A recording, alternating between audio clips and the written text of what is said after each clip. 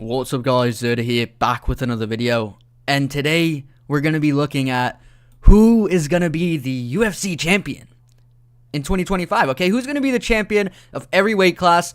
This ain't going to be your basic answer where, no, Islam's going to be champ at lightweight, Umar, bantamweight, and no. We're not doing that, okay? We're not doing that. We're going, into the X's and O's, not really, but you know me, let's just get started, okay?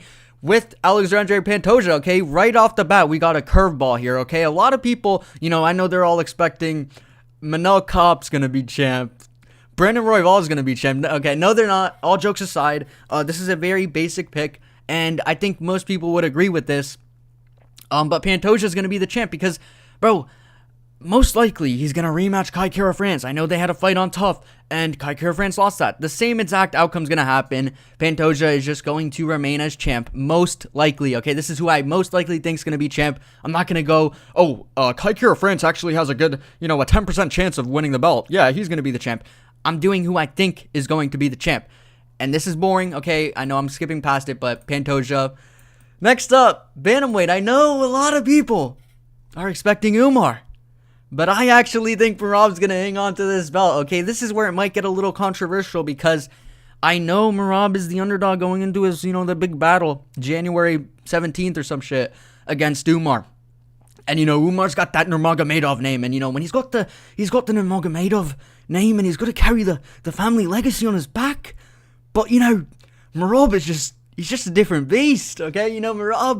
Merab ain't gonna, he's not gonna go in there without a chip on his shoulder, okay? Merab's got this chip on his shoulder, he feels like he's being disrespected, and Merab, that's when he does his best work, okay? That's when Merab does his best work, the best knees to the thigh that you've ever seen in your life, absolutely brutal. When you're in there with Merab and he's got that chip on his shoulder, your quad is gonna be completely pink after the fight's done because of all the knees that are gonna be landing on your quad and on your thigh. But, in all seriousness, I actually do think that Merab is going to manage to pull this off. I think Umar is a future champ. Okay, he could easily become the champ here, but I have a gut feeling that says that Merab's going to beat Umar, and then whoever comes next is just going to lose to him. Whether it's that Sean O'Malley rematch, I'm not banking on a sniper shot like I did the first time when I predicted Sean O'Malley to knock out Merab. I'm not banking on that anymore, okay? I'm not picking my fights based on, I think this guy has a 20% chance of landing that big shot. I think Merab just has this sort of weird plot armor where he can just, obviously we all know he just shoots a million takedowns and, clinches you up against that fence and gets that win. But I think Merab's going to be able to win. And I think he's going to be able to beat, Jan or whoever he rematches. I'm going to assume he's going to have probably 2 fights this year. But I think he's going to remain as champ. Okay? Let's move on to featherweight. Okay? And this, at first glance, you're going to say, what the fuck? Because Movsar Evloev, what are you talking about? He's not going to beat Topuria, and you are right. He is not going to beat Topuria, but Topuria is moving up, brother. Okay, Topuria is moving up. I know you've seen Bedtime MMA saying, if you think fucking Topuria is moving up, you're fucking stupid. And he's not lying about moving up, okay? Because a lot of people heard that Topuria said he's moving up to lightweight, and they didn't believe him. Okay, they didn't believe him. They're saying, bro, Topuria always does this shit. He always acts like, he's too good for the guys in his division. Brother, he's moving up. He's moving up, okay? We gotta believe what he's saying. He is moving up because Islam is trying to run from him. But we'll talk about that later. We'll talk about that in the next division, okay? But as for now, if Ilia Topuria moves up, which I think he will, maybe he fights one more fight at featherweight, but he's not gonna be there a whole nother year. This guy's got better plans. And so when I look at the division, I see Volk there. I think Volk would beat Evloev, honestly. I think he could beat Evloev. But the thing is, Volk seems like, he might take a Diego Lopez fight instead. He might fight Diego Lopez and, don't know what's going to happen there. But also, he might move up. Volk might move up, might retire. There's all these things floating around that Volk might do. I just don't see him becoming champ again. And when I look at, okay, who are the guys that are probably going to be champ? It's probably Diego Lopez or Evloev. And we've seen that fight. I know it was short notice for Diego Lopez, and he did good because he had the submission attempts and all that. But, bro, we just got to admit, Evloev, even though we've seen him, lose so many fights in a way because he's just barely edging out these decisions, I feel like he's going to barely edge out another decision and become the champ with it, okay? And he's not going to be a dominant champ by any means. I don't think so. But I think he will be the champ at featherweight, as long as Ilia Topuria is not there. Because, of course, Ilia He beats all these guys, brother. These two guys. This easy. This easy for Ilia, brother. This too easy. But let's move on to lightweight, okay? I know you're mad when you see Ilia Topuria here as the champ, because there are genuinely still people here who think, nah, Ilia's talented. He's a talented kid, but he's, nothing more than a featherweight. He's nothing more than a featherweight. You move up to the lightweight division, that's where the killers are. Meanwhile, every lightweight is a featherweight reject. They're all featherweight rejects, you fucking imbecile. Okay, that's meant in the sweetest way possible, but listen, Dustin Poirier, featherweight reject. Conor McGregor, obviously, he's a featherweight reject, but no, in all seriousness, look at Dan Hooker, featherweight reject. You look at all these guys, they're all fucking featherweights that, Charles Oliveira, featherweight reject, became the fucking champ. Became one of the best lightweight champs, okay? They are all featherweight rejects, so when you see a guy as successful as Ilia Topuria, and you see that he wants to move up, I don't understand how people in their brain go, he's going to be too small. He's going to be too small over there at lightweight. No, he's not, brother. He's going to build up more mass than he already has, and he's going to have more power and have a better chin as well, so he's going to be buffed. He's going to be buffed. And you look at the current champ over there, Islam Makhachev, he's literally been put out by a right hand before, okay? I know that you're going to say, brother, that was back in 07, brother. That was back in 07, brother. Adriano Martins, fluke win. I know it was a fluke win, but Islam is very talented, but I genuinely think Ilia is going to beat him. I genuinely think this. I have been saying this before the Max fight. I have videos.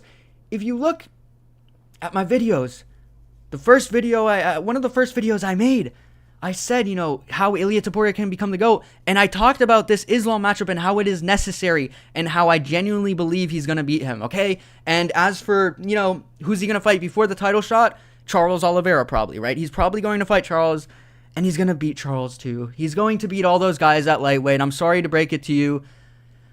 Islam, there's no running. There is no running. The title run stops now, okay? Your title run stops now, and Ilia's begins, okay? Because Ilia is destined for greatness. This ain't no, let's stick out featherweight and grind out a couple more title defenses. Why? Why should he do that, MMA guru? Why should he do that, bedtime? Why should he do that? Whoever the fuck else is saying that, I just want to see him have some more fights at featherweight. No! He's destined for greatness! He's not destined for camping out the belt like John Jones, brother, okay? So let's move on. 2, welterweight, okay, Buckley. Now, I know at first you're saying, brother, no, Shavkat's going to be champ. Shavkat's not going to be champ. I've already told you this. I've already said Bilal beats Shavkat. I've said this before the Ian Gary fight. And I know there's all these excuses floating around that, Shavkat have injury. Motherfucker, how does this guy have a horse meat diet, yet somehow ends up being injured in all his big fights? That's so disgusting to think about, how Ian Gary, a soy boy, has had less injuries than a horse meat eating Shavkat Rakhmonov. So I'm tired of hearing these excuses. If Shavkat's always this injured, who's to say he won't be injured in his next fight against Bilal? Okay, and then he's gonna have that excuse when he loses, because he's gonna fucking lose that fight, and then we're gonna have Bilal there. But Bilal can't just hold on to the belt for another year. He's going to have to fight somebody. And I think, when I look at this, I think Buckley's going to be next, okay? Because Buckley's probably going to win his next fight, okay? I don't know who it's going to be against. It could be against Usman. And, I know you got the JDM over there. You got JDM. But who's JDM going to fight? I don't know. Probably a grappler. It's kind of weird. The welterweight division's kind of weird right now. We got Buckley versus Usman. Or then it's JDM versus Usman. And all these guys, it's kind of weird to figure out who's going to fight who. But I feel like JDM is going to lose if he fights a grappler. I'm sorry, and there's too many grapplers in that top area, and I know I'm underrating JDM. I'm sorry, I am. But, brother, the facts are, this motherfucker got held on his back for way too long. I know he landed the knee, and that's great and all, but, bro, you can't be relying on the big shot all the time, okay? Maybe you can, but you're not going to beat Bilal either, okay? Maybe you beat Bilal, maybe you do, I don't know, whatever. But I genuinely think Buckley is a good matchup for Bilal in terms of beating him. I think he will beat Bilal. So when I look at this based on a who's going to beat Bilal standpoint, I see Buckley being able to beat him, okay? And if Buckley doesn't beat him, Bilal's staying as champ. But I think Buckley champ 2025, brother. I think this can happen. Let's move on to middleweight. Khamzat Chimaev, brother. Khamzat Chimaev. I was looking at, some of my comments, and I saw, there was a comment on one of these videos I made about aura losses, and I had Khamzat all the way he lost so much aura, right? He was in the complete aura loss tier because he genuinely did lose all his aura. But now with the Robert Whittaker fight, brother, this guy gained all his aura back, okay? He gained all his aura back, and I'm fully on the Khamzat train again. Okay, call me a bandwagon all you want, but, I'm sorry that I didn't want to pick him because he wouldn't fucking fight. Well, I did pick him to beat Robert Whittaker, but I didn't want to, hop on his train when he wasn't fighting at all, okay? Now it seems like Khamzat is planning on being more active. He seems like he's in good condition. He seems like he's healthy again. And I genuinely think that this guy is just going to be champ at middleweight. I don't think a lot of people are going to disagree with this because, realistically, you look at it, who is going to beat him at middleweight? Okay, maybe Dricus plot armors his way through, but I think that's like a 20% chance of happening.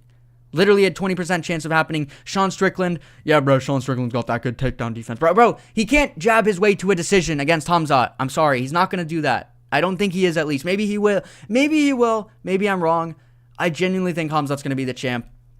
Doesn't need much explanation. He's just too, he's too able to impose his will in that octagon. So, Khamzat middleweight champ 2025.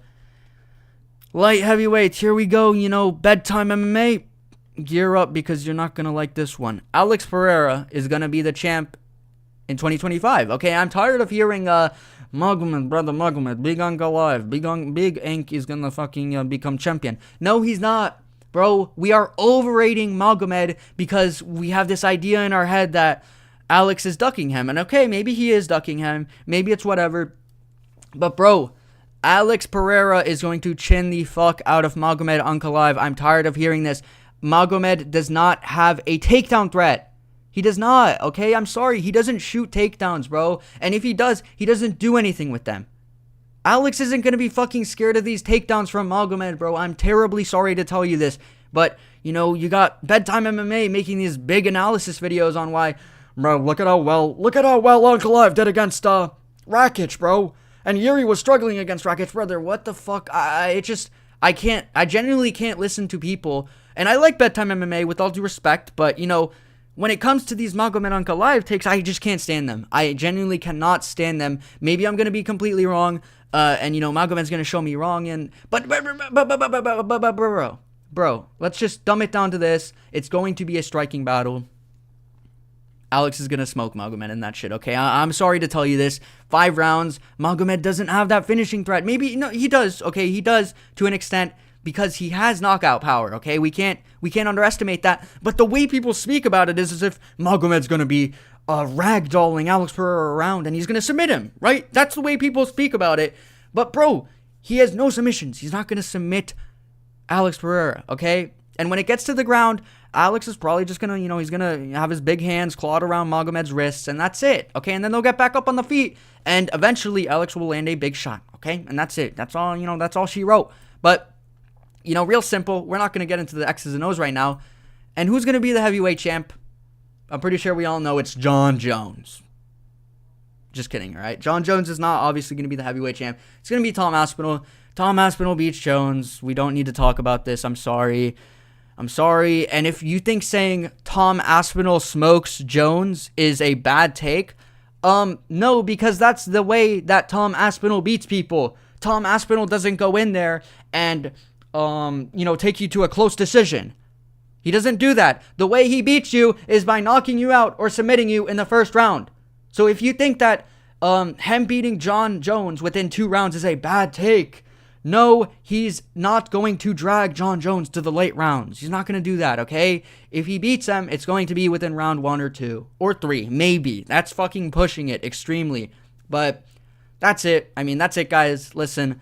I think we can all agree that Tom Aspinall will be the champ in 2025. This is a complete video.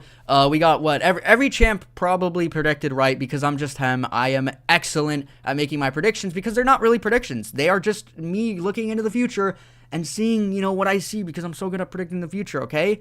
But that's it for the video, guys. Leave a like, subscribe, brother. Let me know what else I should post, brother. Okay, see you guys in the next video. Peace.